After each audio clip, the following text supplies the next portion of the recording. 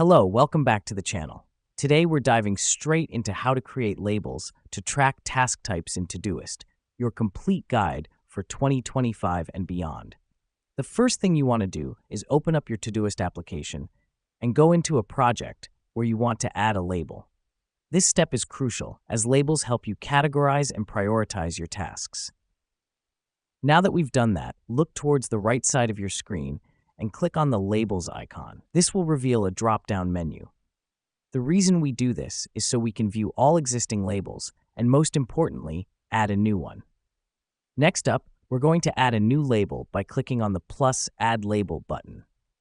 A dialog box will appear where you can type in the name of your new label.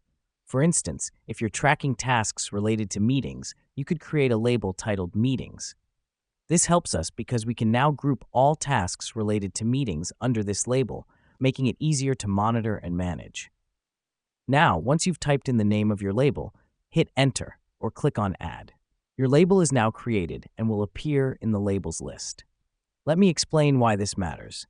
Having your label in the list ensures that you can easily assign it to tasks, facilitating better organization and tracking. After creating the label, the final step involves assigning it to a task. Simply go to a task, click on it to open the task details, and then click on the label icon. From the drop-down list, select the label you just created, and it will be added to the task.